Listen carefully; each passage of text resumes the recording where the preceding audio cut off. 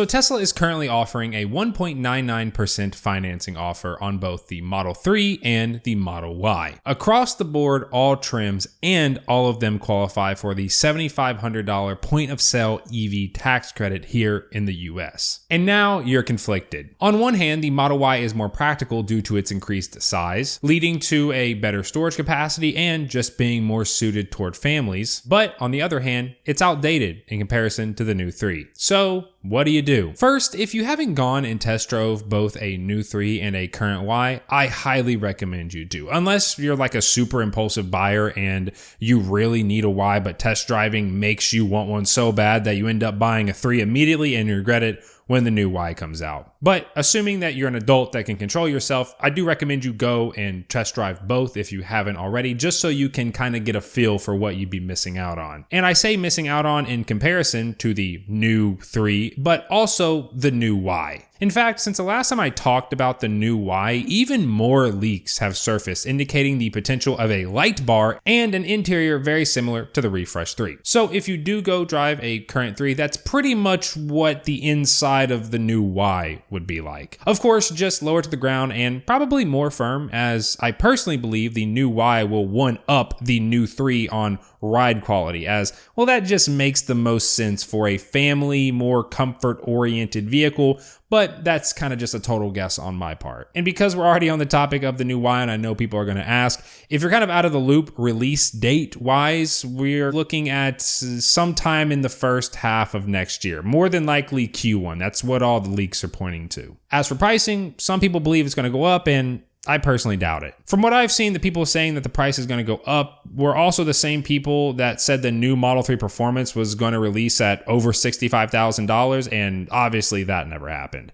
The new 3 didn't increase in price, and I can almost guarantee the new Y isn't going to either. It just doesn't make sense with Tesla fighting demand. And finally, for people worrying about interest rates and saying that Tesla won't run a special financing offer on a new product, well, look at the current 3. But getting back to the current Y, I've made tons of videos on the new 3, going super in depth on all the new features and my review. Looks are subjective, but the general consensus online is that the Y has never really looked good. It kind of just looked like a fat 3. I've yet to meet a person that bought a Y for the looks. The 3, on the other hand, the old one, looked okay, but the new one, for most people, is a big improvement. The best way I can describe the change is that it just looks more aggressive, but it's not over the top. Franz honestly said it best. It kind of looks like that they just removed the baby fat. They just made it less bubbly. And as for the rear, well, I think everyone universally agrees that the rear with the new taillights and everything just looks a lot better. So looks wise, I would definitely give it to the 3. Now, in terms of the interior, just like the overall feel, I would 100% give it to the 3, except for 2 things. You got ventilated front seats, a better looking screen with smaller bezels, a nicer looking and feeling steering wheel. I'm a fan of the hole at the bottom, more ways to grip the wheel is always better.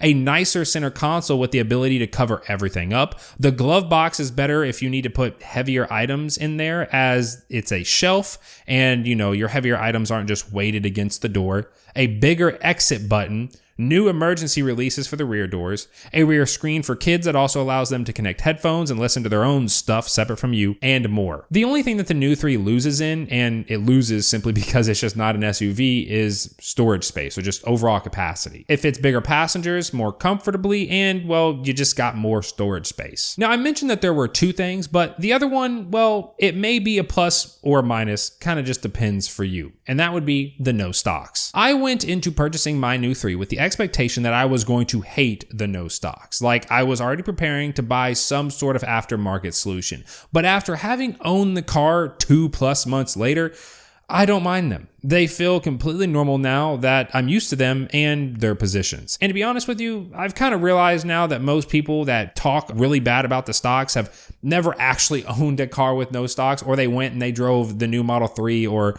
one of the new S's or X's 1 time or 2 times, and now they're convinced that they suck. No, you really kind of just get used to them. Yes, it takes some time to adjust. No, I don't think that the buttons are better than the stocks, but at the same time, I don't think that the stocks are really better than the buttons. It's kind of just whatever. So unless less capacity or stocks are a deal breaker to you, well then I'm also giving this to the 3. Driving is up next, where there's actually not that much of a difference. The Y was built off the Model 3 platform, and the new 3 still drives like a 3, so both are very similar in feel once you get behind the wheel. However, I do think things like the ride quality and road or wind noise are slightly better on the new 3. The Refresh 3 got an upgraded suspension for a more comfortable ride, which after riding in both, in my opinion, puts it on par with the Model Y's comfort suspension, if not just slightly more comfortable. This is along with the double pane glass and just a complete overhaul of the materials that aid in keeping outside noise out of the cabin. As for stuff like acceleration or handling, well, that just depends on the trim you go with.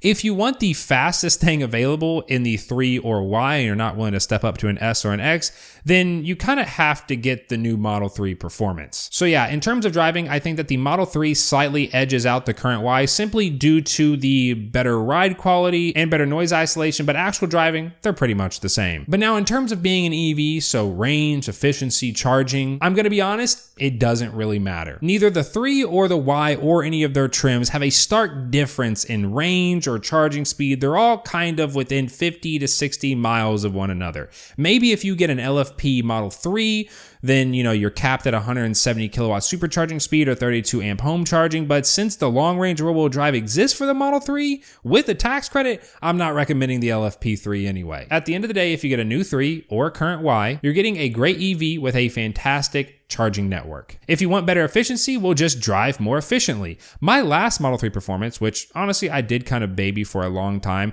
had a sub 250 watt hours per mile efficiency for almost the entire time I owned it. Whereas my new Performance, which is rated at around the same efficiency, has well over a 300 because, well, I haven't babied it. As for the build quality between the new 3 and the current Y, well, it's kind of the same story. It doesn't really matter. They've been making the Y for years now, and they kind of have them down. Though from what I've seen and been told by just owners, the new 3 interior does seem to be just more solid, like less creaks and rattles, but that could just be the improvement in materials in the new 3 resulting in that feeling. And finally, for autopilot or full self-driving, well, both the current Y and the new 3 are both equipped with hardware 4, meaning that whatever one can do, the other one can do. They have the same amount of cameras in the same positions, so yeah, it's not like, buying one, you're going to be future-proofing yourself to be able to, do more in terms of like autonomy. As of right now, with the current promotions, tax credit, and just overall pricing, the only real reason, in my opinion, to get a current Y over a 3 is if you need the space. Even if you hate the no stocks, honestly dealing with them, because to be honest with you, they're probably not going to be as bad as you're thinking they're going to be, is something that I would say is worth it just to get all the new stuff that the Refresh has. And besides the extra space, the new 3 is just miles ahead of the current Y. All the updated features and just quality of life improvements that the Refresh brought are just so nice. The other day I saw a Legacy Model 3 at a grocery store and someone pulling on their door handle, but it wasn't opening. And I already knew what they were gonna do because it happened to me so many times where you frustratingly take out your phone and unlock it for it to finally recognize that you're close and unlock. And it always happens when you don't want it to happen, like when it's raining or you just really need to get in the car super quick. And I had completely forgotten until I saw that happen that used to happen to me all the time because, well, the new 3 and in extension the S and the X have ultra wideband support, which drastically improves the phone key. It's just the little things. Now, if you are in the boat of you absolutely need a Y. You got kids, you haul a bunch of stuff around, but you really like everything that the new 3 has to offer, and you're asking whether you should wait for the new Y. I personally would wait unless you need a car like right now. But honestly, if you're asking whether you should wait, then that probably means that you can wait, and at that point, you should just wait. And if it makes you feel any better, you wouldn't be the only one waiting. I know tons of people that are waiting. I'm even waiting. And we're almost at that point where if you wait much longer, you might as well wait just to have the new one. But yeah, that's kind of my whole 2 cents on it. The new 3 is definitely the way to go unless you need the space. And if you do need the space but can wait, then wait. If not, then enjoy your current Model Y, which I want to reiterate is still a great vehicle. If you have decided to get a Y over a 3 and you're not waiting for the refresh, what are your reasonings? I'd be curious to know. If you are new around here and you want to see more Tesla related stuff in your YouTube feed, then feel free to subscribe, and I will see you all in the next one. Peace.